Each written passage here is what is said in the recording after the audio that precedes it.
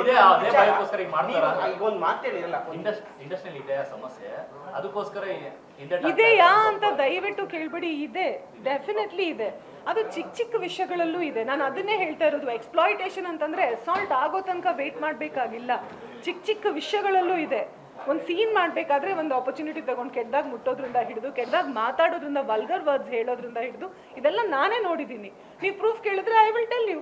ನನಗೇನು ಭಯ ಇಲ್ಲ. ನಾಳೆ ಕಮಿಟಿ ಮಾಡಿದ್ರೆ ಅನಾನಿಮಸ್ ಆಗೂ ಇರಬೇಕಾಗಿಲ್ಲ. I am happy to tell. ನನಗೆ ಹೇಗಿದ್ರು ಐ ನೋ ದ್ಯಾಟ್ ಒಬ್ಬರು ಒಂದು ಸ್ಟೆಪ್ ಧೈರ್ಯ ತಗೊಂಡ್ರೆ ಇವತ್ತು ಅಟ್ಲೀಸ್ಟ್ ಮುಂದೆ ಹೆಣ್ಮಕ್ಳಿಗೆ ಎಕ್ಸ್ಪ್ಲಾಟೇಷನ್ ಕಮ್ಮಿ ಆಗ್ಬೋದು ಅನ್ನೋದು ಅಷ್ಟೇ ನನಗೆ ಆಸೆ.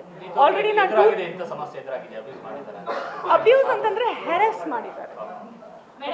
ನೀವು ಹೇಳ್ತಾ ಇದ್ರಿ ಇದು ಇನ್ವೆಸ್ಟ್ ಮಾಡ್ಬೇಕಾದ್ರೆ ನಟಿಯರಿಗೆ ನಾವು ಇಷ್ಟು ಅಮೌಂಟ್ ಅಂತ ಹಾಕ್ತೀವಿ ಅಂತ, ನಟರಿಗೆ ಹಾಕಲ್ವಾ ಅನ್ನೋದು ನಿಮ್ಮ ಪ್ರಶ್ನೆ ಆಗಿದೆ. ಸೊ ಅದು ಮೇಡಮ್ ಅವ್ರು ಮಾತಾಡ್ತಾ ಇದ್ರು ಅಲ್ಲಿ. ಸೊ ಅವ್ರು ಹೇಳಿದ್ರು ಏನಂತಂದ್ರೆ ನಾವು ಹುಡುಗಿರಿಗೆ ಎಷ್ಟು ಖರ್ಚು ಮಾಡ್ತಾರೆ ಗೊತ್ತಾ ನಿರ್ಮಾಪಕರು. ಸೊ ಒಂದು ಸೀನಿಯರ್ ಆಕ್ಟ್ರೆಸ್ ಹೇಳಿದ್ರು ಏನಂತಂದ್ರೆ ದಟ್ ಅವರು ಆಬ್ವಿಯಸ್ಲಿ ಅವರು ಕಮಿಟಿ ಎಲ್ಲ ಬೇಕಾಗಿಲ್ಲ, ಯಾಕಂದ್ರೆ ಬೈಲಾಸ್ ಅಲ್ಲಿ ಇಲ್ಲ ಅದೆಲ್ಲ. ಓಕೆ ಫೈನ್, ನಿಮ್ಮ ಟೆಕ್ನಿಕಲ್ ಇಶ್ಯೂಸ್ ಏನಿದೆ ಅದೆಲ್ಲ ಫೈನ್.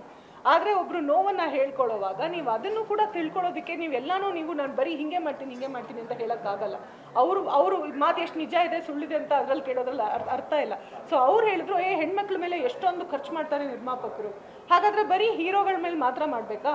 ಸೊ ಸ್ಟಾರ್ಸ್ಗಳ ಮೇಲೆ ಮಾತ್ರ ಮಾಡಬೇಕಾ? ಹಾಗಾದ್ರೆ ಹೆಣ್ಮಕ್ಳ ಮೇಲೆ ನೀವು ಒಂದು ಸ್ವಲ್ಪ ಅವ್ರಿಗೊಂದು ಗೌರವ ಕೊಟ್ಟರೆ ಏನು ನಾವೆಲ್ಲ ದೊಡ್ಡ ದೊಡ್ಡ ಬಂಗ್ಲೇಸನ್ನು ಕಟ್ಬಿಟ್ಟಿದ್ದೀವಾ? ಇಲ್ಲ, it's not like that.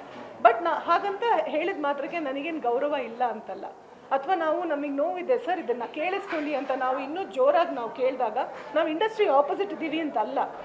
So ಎಲ್ಲ ಪ್ರೊಡ್ಯೂಸರ್ಸು ಇಲ್ಲಮ್ಮ ನೀನು ಕೂತ್ಕೊ ಅಂತ ಹೇಳಿದ್ರೆ ನಾನು ಕೂತ್ಕೊಳ್ಳಲ್ಲ. ನೀವು ಇಲ್ಲಿ ಜಾಗ ಕೊಡಲ್ವಾ? ನನಗೆ ಗೊತ್ತು ನಾನು ಎಲ್ಲಿ ಜಾಗ ಮಾಡ್ಕೊಂಡು ಮಾತಾಡಬೇಕು ಅಂತ. ಇರೋದಕ್ಕೆ ತಾನೇ ಹೇಳ್ತಾ ಇರೋದು.